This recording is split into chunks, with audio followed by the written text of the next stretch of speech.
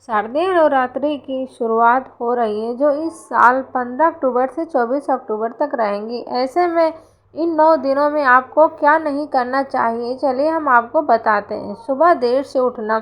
जो लोग सुबह देर तक सोते रहते हैं और समय पर नहीं उठते हैं, कहते हैं देवी माँ लक्ष्मी कभी उनके घर में दाखिल नहीं होती। इसीलिए सुबह के समय जल्दी उठकर पूजा अर्चना करनी चाहिए। इससे माँ लक्ष्मी आपके घर में प्रवेश करती हैं और आर्थिक परेशानियों को भी दूर करती हैं। महिलाओं का अपमान न करें। कहते हैं जिस घर में महिलाओं का अपमान होता है, वहाँ पर लक्ष्मी कभी प्रवेश नहीं करती हैं। ऐसे में घर की छोटी बच्चियों से लेकर बड़ी महिलाओं तक की रिस्पेक्ट करें।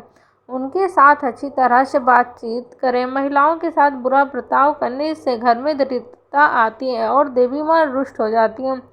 जूठे बर्तन किचन में ना छोड़ें। रात के जूठे बर्तन किचन में पड़े रहने से घर में दरिद्रता आती है और कहते हैं कि रात के जूठे बर्तन अगर किचन में पड़े रहें तो इससे नेगेटिव एनर्जी आती है और ऐसी में जगह देवी लक्ष्मी भी प्रवेश नहीं करती हैं।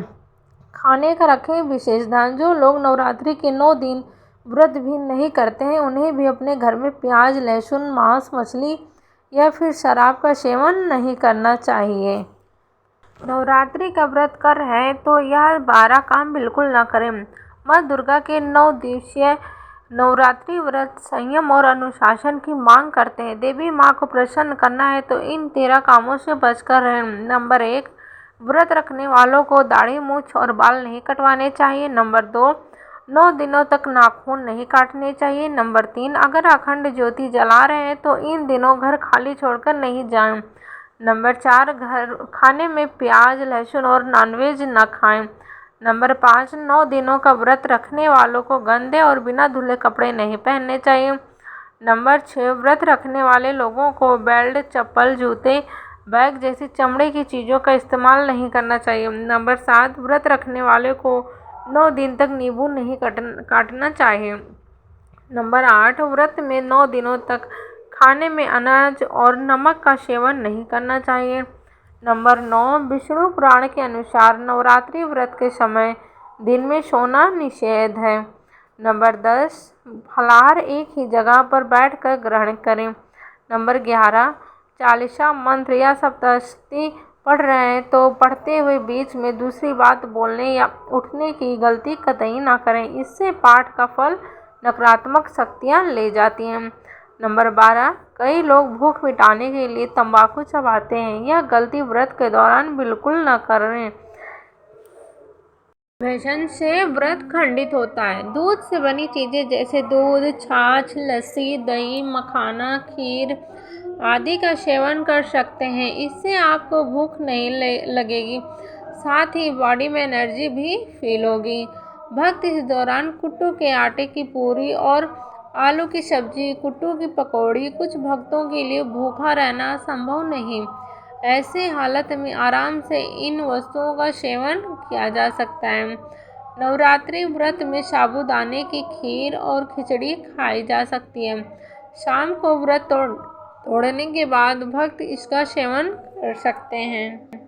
वैसे तो माता को सच्चे मन से जो भी भोग लगाओ वह ग्रहण कर लेती हैं, लेकिन माता दुर्गा को नवरात्र को यह 9 भोग पसंद है। मान्यता है कि जगत जननी को इनका भोग लगाने से मनोकामना की पूर्ति होती है, साथ ही बुद्धि और धन संपदा की भी वृद्धि होती है। आइए जानते हैं किस दिन माता को कौन सा भोग लगाएं। माता का पहला स्वरूप। नवरात्रि के पहले दिन माँ दुर्गा के प्रथम स्वरूप शैलपुत्री की पूजा की जाती है। इस दिन माँ शैलपुत्री को गाय के घी का भोग लगाने चाहिए। इससे आरोग्य लाभ की प्राप्ति होती है। माता का दूसरा स्वरूप। नवरात्र के दूसरे दिन माँ दुर्गा को द्वितीय स्वरूप देवी ब्रह्मचारिणी की पूजा की जाती है। इस दिन देवी ब्रह्मचारिणी को शक्कर का भोग लगाएं। ऐसा करने से चिरायु का वरदान प्राप्त होता है। माता का तीसरा स्वरूप। नवरात्र के तीसरे दिन माँ दुर्गा के तृतीय स्वरूप माँ चंद्रघंटा की पूजा की जाती है। इस दिन माँ चंद्रघंटा को दूध का भोग चढ़ाएं और इससे ज़रूरतमंद को दान कर देना चाहिए। ऐसा करने से धन, वैभव और ऐश्वर्य की प्राप्ति होती है। माता का चौथा स्वरूप। नवरात्र के चौथे दिन माँ दुर्गा के चतुर्थ स्वरूप कुष्मांडा की पूजा की जाती है। इस दिन माता को मालपुआ का नैवेद्य अर्पण करना चाहिए और उसे ज़रूरतमंद को दान कर देना चाहिए। ऐसा करने से मनोबल बढ़ता है।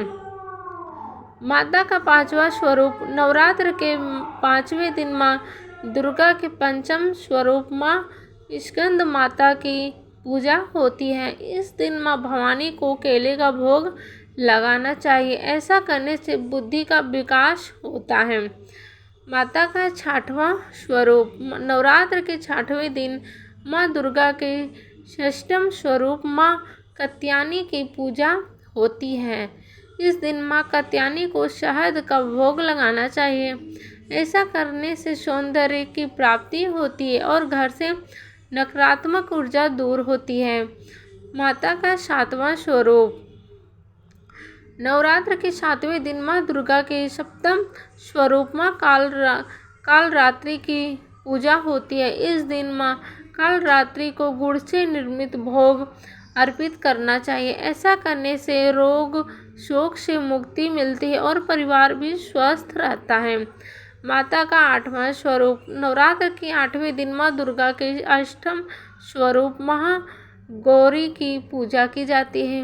इस दिन देवी महागौरी को नारियल का भोग लगाना चाहिए। ऐसा करने से मनुष्य की सभी इच्छाएं पूरी होती है और माता का आशीर्वाद भी प्राप्त होता है।